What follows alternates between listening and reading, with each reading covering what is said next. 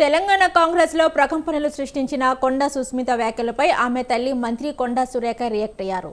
సుస్మిత వ్యాఖ్యలు ఆమె వ్యక్తిగత అభిప్రాయమని పీసీసీ క్రమశిక్షణ కమిటీకి కొండా సురేఖ వివరణ ఇచ్చారు.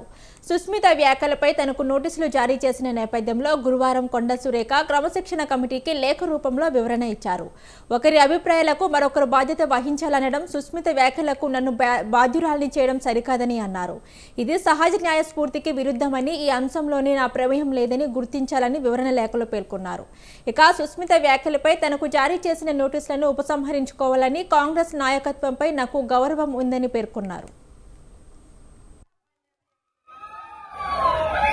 ఆయన ఇప్పటికే నడవలేకపోతున్నాడు, తిరగలేకపోతున్నాడు. ఈయన మరి వృద్ధునికి 80 ఏళ్ళు వచ్చినానికి ఇస్తా అని చెప్పి అంటుంటే హాస్యాస్పదంగా అనిపించి మరి ఈరోజు రావడం జరిగింది. ఈరోజు నీ తమ్ముందు ఒక 200 కోట్లది ఒకటే చెప్పిన, ఒకవేళ ఎవరైనా నాకు కౌంటర్ ఇచ్చిందనుకోండి మీ తయారిని కూడా బయటికి తీయాల్సి వస్తుంది. సో ఎవరు కౌంటర్ ఇచ్చినా బయటికి తీసి సీతా దయాకర్ గారికి కూడా పదవి ఇచ్చినావు నువ్వు. సీతా దయాకర్ గారు ఏం చేసిందయ్యా పార్టీకి? అసలు ఎక్కడ పార్టీ ఆమె ఎక్కడి నుంచి వచ్చింది?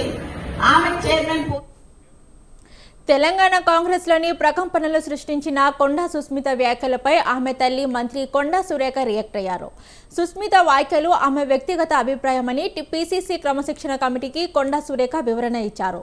సుస్మిత వ్యాఖ్యలపై తనకు నోటీసులు జారీ చేసిన నేపథ్యంలో గురువారం కొండా సురేఖ క్రమశిక్షణ కమిటీకి లేఖ రూపంలో వివరణ ఇచ్చారు. ఒకరి అభిప్రాయాలకు మరొకరు బాధ్యత వహించాలనడం, సుస్మిత వ్యాఖ్యలకు నన్ను బాధ్యురాల్ని చేయడం సరికాదని అన్నారు. ఇది సహజ న్యాయ స్ఫూర్తికి విరుద్ధమని, ఈ అంశంలో నా ప్రమేయం లేదని గుర్తించాలని వివరణ లేఖలో పేర్కొన్నారు. ఇక సుస్మిత వ్యాఖ్యలపై తనకు జారీ చేసిన నోటీసులను ఉపసంహరించుకోవాలని, కాంగ్రెస్ నాయకత్వంపై నాకు గౌరవం ఉందని పేర్కొన్నారు.